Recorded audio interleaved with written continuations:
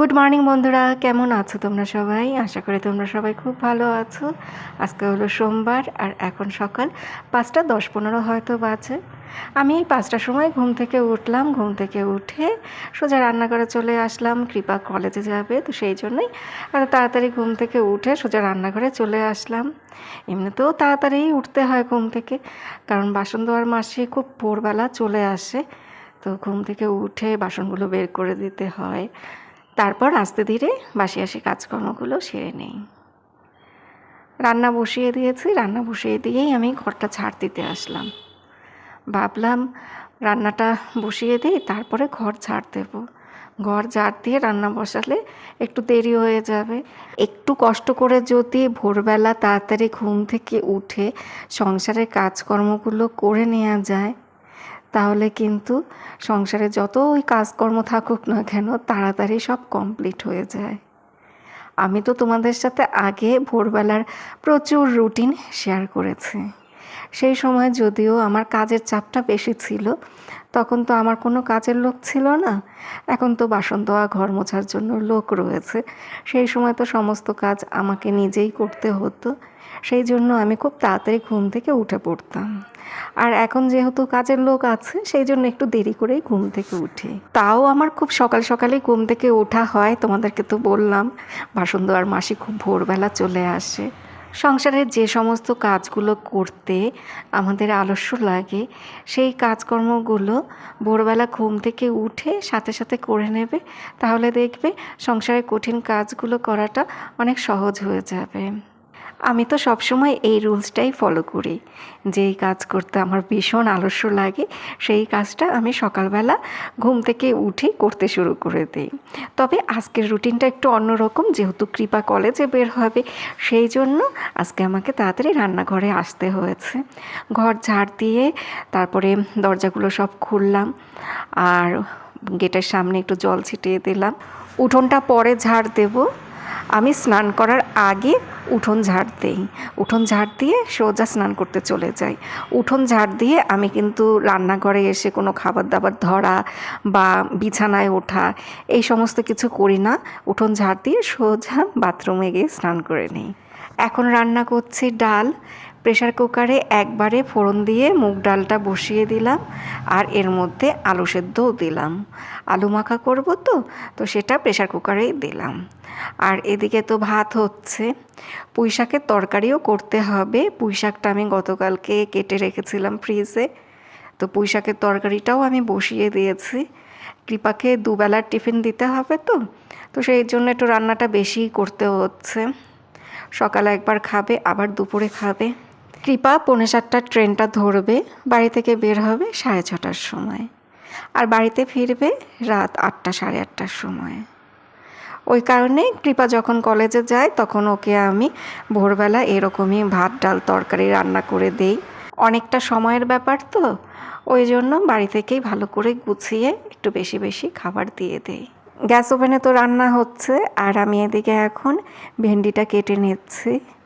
ভেন্ডিটা পরে রান্না করব, ঠিক রান্না না, ভেন্ডি আর কি ভাজা করব, সেটা পরে করব। কৃপা কলেজে চলে যাওয়ার পরে ভেন্ডি ভাজাটা কৃপাকে আর টিফিনে দেব না। ভেন্ডিটা কেটে নেবার পরে আমি ঠাকুরের বাসনটা ধুয়ে নেব। ঠাকুরের বাসন ধুয়ে তারপরে উঠোন ঝাড় দিয়ে স্নান করতে হবে। আর কৃপাকেও তাড়াতাড়ি ঘুম থেকে ডেকে তুলতে হবে। আজকে তো সোমবার, শ্রাবণ মাসের সোমবার, তো কৃপা বাবা ভোলানাথের পুজো করে তারপরে বের হবে। ওর তো অনেকটাই সময় লাগবে পুজো দিতে। আমিও তাড়াতাড়ি স্নান করে ঠাকুর ঘরে ঢুকবো, কারণ কৃপার হাতের কাছে সমস্ত কিছু গুছিয়ে দিতে হবে। আগের দিন রাতের বেলায় আমরা মা মেয়ে সমস্ত কিছু ঠিক করে রাখি, কি কি রান্না করতে হবে। ঠাকুরের বাসন ধুয়ে উঠান ঝাড় দিয়ে স্নান করে আসলাম। ঠাকুর ঘরটা মোছা হয়ে গেছে। এবার যাব ফুল তুলসী বেলপাতার ব্যবস্থা করতে। কালকে রাতের বেলা আমার বরকে বলতে ভুলেই গিয়েছে ফুল তুলসী নিয়ে আসার কথা। তাই কৃপাকে বললাম যে একটু তো মনে করবি। আমি একবার মনে করেছিলাম, আবার অন্য কাজের চাপে ভুলে গেলাম, যে একবার তো একটু মনে করবি রাতের বেলা আসার সময় ফুল তুলসী বেলপাতা নিয়ে আসার জন্য। এই গাছ থেকে বেলপাতা নেব, ফুল নেব দুটো। এইটুকি ফুল বেলপাতা পেলাম, এই দিয়েই এখন কাজ সারতে হবে, আর তুলসী পাতাও তুলতে হবে।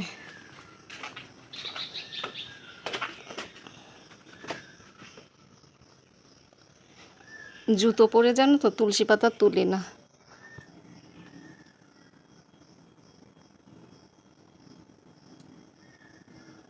হয়ে গেল তুলসী পাতা তোলা। এই না ধরো, 6টার মধ্যে পারুন। আমন্ড খাচ্ছ কেন? তোমার দিলাম পুরীর প্রসাদ, আমন্ড দেখে আমন্ড মুখে দিচ্ছে। আমার বর কালকে প্রথম একটা ভালো কাজ করলো। তোমাদেরকে একটু আগে বললাম না যে ফুল নিয়ে আসেনি, ফুল নিয়ে আসেনি, তো আমি এখন ঠাকুর ঘরে এসে দেখি ফুলের ঝুড়ির মধ্যে ফুল। জীবনে এই একটা প্রথম ভালো কাজ করেছে। এই দাঁড়া দাঁড়া, শোনো শোনো শোনো, একটু তরকারিগুলো টেস্ট করে দেখো। আমি প্যাকিং করতে পারছি না মেয়ের টিফিন। কৃপা বাবা ভোলানাথে পুজো করছে, আর পুজোর দুধ নেই। ওদেরকে এত ডাকলাম, এই পাশের দোকানদারকে কত ডাকলাম, ওরা আর উঠছেই না ঘুম থেকে, দুধের প্যাকেট নিতে পারিনি। তো কৃপাকে বললাম গঙ্গা জল দিয়ে পুজো করতে। ওম নমঃ শিবায়, ওম নমঃ শিবায়, ওম নমঃ। কৃপার টিফিনটা গুছিয়ে নিলাম। তো এর মধ্যে যে ভাত, পুঁইশাক, এটা দুপুরে খাবে, আর এটা খাবে সকালে। এই আলু মাখা আর ভাত। এটার মধ্যে রয়েছে ডাল, এটার মধ্যে আম, কাজু আর হলো আমন্ড। মেয়ে তো শুধু খিটখিট করছে, এত টিফিন বক্স নেবে না, তারপর আবার এটার থেকে বোধহয় ডাল পড়ে যাবে কাত হয়ে, আমার তো তাই মনে হচ্ছে। ডালটা ঘন করতে চেয়েছিলাম, কিন্তু সেই ডাল একদম জলের মতো পাতলা হয়ে গেল। ভাবলাম ঘন করে করব, বুঝতে পারিনি জল বেশি দিয়ে ফেললাম সেই সময়। আর ভালো টিফিন বক্সগুলো সব ফ্ল্যাটে, এত সমস্যা হয় ওকে টিফিন দিতে। ফ্ল্যাটে যাওয়াও হচ্ছে না কত মাস ধরে। এগুলো এখন ঠিক করে প্লাস্টিকে ভরে দিতে হবে। এই বাস ট্রেনের ঝাঁকুনিতে এই ডাল ফাল সব যাবে পড়ে। অর্জুনের জন্য পাস্তা বানাবো, দুবেলার পাস্তা করে রাখবো, সকালবেলার জন্য আর বিকালবেলার জন্য। পাস্তার প্যাকেটটা কাটা হয়নি। না গো, আমার গায়ে এত জোর নেই, আমি দুবেলা করে রান্নাঘরে আসতে পারবো না, বুঝেছো? যে আমি তোমাদেরকে বলছি দুবেলারটা একসাথে করে রাখবো, তাই বলে একসাথে দুবেলারটা করতে হবে না, আলাদা আলাদা করে করতে। এই হলো আমার বর, বুঝেছো? তোমাদেরকে হাতে নাতে প্রমাণ দেখিয়ে দিলাম। আমি সারাদিন রান্নাঘরে থাকবো, আমি আজকে উপোস করব, সারাদিন রান্নাঘরে এসে এসে বারবার এটা ওটা রান্না করব। আমার কষ্ট বোঝার কেউ নেই।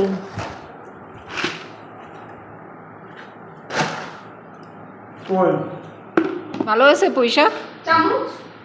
চামচ ওই যে ওইটার মধ্যে, হ্যাঁ ওটার মধ্যে। ডাল কাত হয়ে পড়ে যাবে, সাবধানে নিস। বসিয়ে নিবি, ভালো করে বসিয়ে নে। জলের বোতলে জল ভরে রেখেছি, ওই যে ওইটা, অনেকটা জল দেওয়া হয়েছে। কমাবি একটু জল, একটু কমিয়ে দিই। টিফিন বক্সে তুই 5খানা বানাচ্ছিস কেন? খিটখিট করছে, টিফিন বক্স বেশি দেওয়া হয়েছে তাই। এই তোর জুতো এইখানে, বাইরে না, এখানে এনে রেখেছে। 100 টাকা, 100 টাকা দিয়ে 1 মাস? এই হাবড়া থেকে নিউ টাউনে যাবে। 100 টাকা দিয়ে বাবা বললো তুমি যাও নিউ টাউন অবধি যাবে, তারপর আসবে, অনলাইন ইউজ করবে না। না না, তোর বাবা তো 4 চাকা নিয়ে যায় বেশিরভাগ সময়, ওই জন্য তোর বাবা টের পায় না। ওই জন্য ওই বাস ট্রেনে যে কতটা হেনস্থা হতে হয়, বা খুচরো পয়সা নিয়ে কতটা ক্রাইসিস হয়, কি হয়, তোর বাবা কিছু টেরই পায় না। কই না তো, কোথায়, নিজে তো একটা ফুস করে 4 চাকা নিয়ে চলে যায়। সাবধানে। ওই বাক্স বক্স আবার কে রাখলো? মাসি। সাবধানে উঠবি নামবি ট্রেনে বাসে, তাড়াহুড়ো করবি না।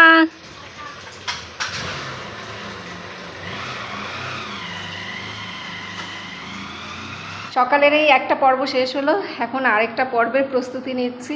ভেন্ডি ভাজাটা বসিয়ে দিয়েছি, আর ও পাশে তো পাস্তাটা সেদ্ধ করে নিয়েছি। ভেন্ডি ভাজাটা হয়ে গেলে ওই কড়াইয়ের মধ্যেই পাস্তাটা একটু নেড়ে চেড়ে নেব। আজকে তো আর সেরকম কিছু দেবো না পাস্তার মধ্যে মশলাপাতি, পেঁয়াজও দেবো না, ডিমও দেবো না, টমেটো আর সবজি মশলা দিয়ে করে নেব। অর্জুন তো আবার এরকম খেতে পছন্দ করে না। কি যে জ্বালা, আমি এখন না মাথায় চিরুনি দেবো, কি অবস্থা চুলের। টমেটো আর শুকনো লঙ্কা একসাথে সেদ্ধ করে ব্লেন্ড করে নিয়ে তেলের মধ্যে দিয়ে মশলাটা কষিয়ে সেদ্ধ করা পাস্তা এর মধ্যে দিয়ে তারপর সবজি মশলা, কসুরি মেথি, একটু নুন, হলুদ দিয়ে পাস্তাটা নামিয়ে নেব। নিরামিষ দিনে পাস্তা চাউমিন আমি এইভাবেই করে থাকি। আর এর মধ্যে সস দিলে তো অবশ্যই ভালো লাগবে, কিন্তু আমাদের নো অনিয়ন নো গার্লিক সসটা শেষ হয়ে গেছে। অর্জুন যখন খাবে তখন এমনি যে সসটা রয়েছে সেটা দিয়ে খেয়ে নেবে। এই হলো আজকের রান্না, পুঁই শাক, ভেন্ডি ভাজা, আলু মাখা আর হলো গিয়ে ডাল। এখন যাচ্ছে উপরের ঘরে। রান্না তো কমপ্লিট, এবার উপরের ঘরের কাজকর্মে হাত দেব, বাসি বিছানা তুলব, ঘর গোছাবো। আর আজকে না আমার প্ল্যানটা একটু চেঞ্জ হয়েছে। আমার প্ল্যানে ছিল আজকে আমি সকাল সকাল ঠাকুর পুজো দেবো। কৃপা যখন পুজো দিয়েছে সেই সময় আমি পুজো দিয়ে একবারে বেরিয়ে যাব ঠাকুর ঘর থেকে, কিন্তু সেটা আর হলো না। আমি স্নান করে ঠাকুর ঘরে গিয়েও ছিলাম, কৃপার হাতের কাছে সমস্ত কিছু গুছিয়েও দিলাম, কিন্তু আমার আর পুজোতে বসা হয়নি। আমি উপরের ঘরে এসে এই দেখো কতগুলো জামা কাপড় ধোয়া কাচা করলাম, তারপরে বাথরুম পরিষ্কার করলাম। তো সেটাই আর কি তোমাদেরকে দেখাচ্ছিলাম যে এই বাথরুমটা পরিষ্কার করেছি। তারপর মাথায় শ্যাম্পু করে স্নান করে আসলাম। সকাল 8টার মধ্যে আমার 2বার স্নান হয়ে গেল আজকে। তো ওই জন্যই বললাম আজকে আমার প্ল্যানটা একটু চেঞ্জ হয়েছে। ভেবেছিলাম সকালবেলা পুজো দিয়ে তারপরে আমি এই কাজগুলো একটু বেলার দিকে করব, 10টা-11টার দিকে এই কাজগুলো করব, কিন্তু সেটা আর হয়নি। ওই সকালের দিকেই করে নিলাম। জামা কাপড়গুলো সব 3তলার ছাদে নিয়ে আসলাম মেলার জন্য। তাহলে দেখো সকালবেলা ঘুম থেকে উঠে এই সকাল 8টা সাড়ে 8টার মধ্যে আমার কত কাজ কমপ্লিট হলো। বেলা করে ঘুম থেকে উঠলে এতগুলো কাজ কি কমপ্লিট করতে পারতাম? আরেকটা কথা কি জানো তো, সকালবেলা যে কাজটা করতে আমার 10 মিনিট সময় লাগবে, ওই একই কাজ দিনের অন্য সময় যখন আমি করব আমার কিন্তু সময়টা বেশি লাগবে। 10 মিনিটের জায়গায় হয়তো 15-20 মিনিট সময় লাগবে। তার কারণ হলো সকালবেলা আমাদের সবার মাইন্ড ফ্রেশ থাকে আর আমাদের শরীরটাও অ্যাক্টিভ থাকে।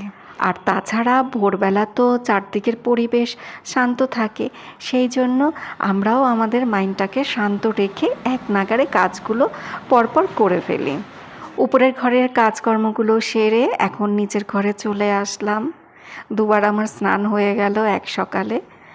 আর এদিকে আমার বরকে বলে দিয়েছিলাম ফল আর মিষ্টি আনতে। 5 রকমের মিষ্টি, কলা আর টক মিষ্টি দই এগুলো নিয়ে এসছে। ঘরে আম আছে। আজকে তো সোমবার, তো সোমবার দিন বাবা ভোলানাথের কাছে এইভাবেই আমি ফল মিষ্টি দিয়ে পুজো দিয়ে থাকি। আজকে বাবা ভোলানাথের মাথায় দুধ ঢালা হয়নি ঠিকই, তবে আমি গঙ্গা জলের মধ্যে দই, ঘি এগুলো সব মিশিয়ে নিয়েছিলাম। পাশের দোকান তো খোলেনি, তারপরে যখন দোকানটা খুললো তখন আবার দিদি দোকানে ছিল না। দোকান খুলে রেখে তো দিদি এইদিক ওইদিক চলে যায় মাল দিতে। বাবা ভোলানাথের পুজো দেওয়ার সময় যদি কোনো উপকরণ হাতের কাছে না থাকে তখন সেই জায়গাটা গঙ্গা জল দিয়ে পূরণ করতে হয়। গঙ্গা জল হলো প্রধান উপকরণ। আর আজকে তো আমি সারাদিনে ভাত খাবো না, সাবু, ফল মিষ্টি এসব খেয়েই থাকবো। তো বন্ধুরা, আজকে তোমাদের সাথে আমার এই সকালের রুটিনের 2টো পর্ব শেয়ার করলাম। প্রতিদিন সকালের রুটিনে এরকমই আমার 2টো পর্ব থাকে। আমার মতো সমস্ত হাউসওয়াইফদেরই 2টো পর্ব থাকে। ওই ছেলে মেয়েকে স্কুল কলেজে পাঠানো অবধি এক পর্ব চলতে থাকে, তারপর ওরা স্কুল কলেজে চলে যাওয়ার পরে আবার আরেক পর্ব শুরু হয়। এখন সকাল 10টা বাজে আর আমার পুজো দেওয়া কমপ্লিট। তো সেই সকালবেলা জল তেষ্টা পেয়েছে, যখন 5টার সময় আমি ডাল রান্না করছিলাম সেই সময় আমার জল তেষ্টা পেয়েছে। তো তখন তো আমার প্ল্যান ছিল তাড়াতাড়ি পুজোতে বসবো, কৃপা যখন ঠাকুর ঘরে এসছে সেই সময়ই আমার ঠাকুর ঘরে আসার কথা ছিল, কিন্তু তখন তো আর পুজো দেওয়া হলো না। তো ওই জন্য পুজো দিতে দেরিও হয়ে গেছে আর আমার জল খেতেও দেরি হয়ে গেল। ভোগে গ্লাসে যে জলটা দিয়েছিলাম সেই জলটা এই যে কাঁচের গ্লাসে ঢেলে নিলাম, এটাই এখন খাবো। এটা খেয়েই এখন আর কি সকালের উপোসটা ভাঙবো বলতে পারো। এর মধ্যে তুলসী পাতাও রয়েছে। গলাটা আমার শুকিয়ে গেছে আর সব আর কি ভারী ভারী কাজ করা হয়েছে, তো জামা কাপড় ধোয়া কাচা করা। যদিও আমি আজকে তুলনামূলকভাবে কম জামা কাপড় ধুয়েছি, আমি যখন জামা কাপড় ধুই একসাথে প্রচুর জামা কাপড় ধুই। তা যাই হোক, যেটুকু ধুয়েছে তাতে আমার কষ্ট হয়ে গেছে। তারপরে বাথরুম পরিষ্কার করা, টুকটুক করে তো সংসারে কতগুলো কাজ করলাম। এখন রাত 9টা বাজে, 8টা থেকে বৃষ্টি হচ্ছে। রাত 8টা থেকে এই 9টা অবধি বৃষ্টি হচ্ছে এক নাগাড়ে, 1 ঘন্টা ধরে। বাইরে কারেন্ট অফ, প্রচণ্ড বৃষ্টি হচ্ছে, প্রচণ্ড বৃষ্টি হচ্ছে। রাত 8টা থেকে এই 9টা অবধি এক নাগাড়ে বৃষ্টি হয়ে যাচ্ছে, থামাথামির কোনো সিন নেই। আর আমার এরকম হা হুতাশ করার কারণ হলো অর্জুন ওর ম্যামের বাড়িতে। ওর এই 9টায় ছুটি হওয়ার কথা, ও কী করে আসবে জানি না। 8:30 9টায় ওর ছুটি হওয়ার কথা। পরপর আজকে 2টো পড়া করলো, বিকেলবেলা 4টার সময় পড়তে গেল, এসেই আবার সাথে সাথে বেরিয়ে গেল এই 6:30টার পড়া করতে। সেটা করতে গিয়েই আটকা পড়ে গেল। আমি ভেবেছিলাম আজকে বৃষ্টি হবে না, আজকে ওয়েদারটা ভালোই ছিল। সকালের দিকে একটু মেঘলা মেঘলা ছিল, তারপর দেখলাম বেশ ভালোই রোদের তাপ ছিল, তো ভাবলাম আজকে আর বৃষ্টি হবে না। 8টা থেকে সে কি বৃষ্টি শুরু হয়েছে, কি বৃষ্টি শুরু হয়েছে, ছেলে কি করে আসবে বুঝতে পারছি না। কি বৃষ্টি, কি বৃষ্টি! তাও ভাগ্যিস এই এখন একটু বৃষ্টিটা কমলো, তা নাহলে তো অর্জুনের আস্তে আস্তে রাত 10টা। বন্ধুরা, তাহলে আজকে ব্লগটা শেষ করছি। তোমরা সবাই ভালো থেকো, সুস্থ থেকো, সাবধানে থেকো। আবার আগামীকাল দেখা হবে। টাটা বন্ধুরা।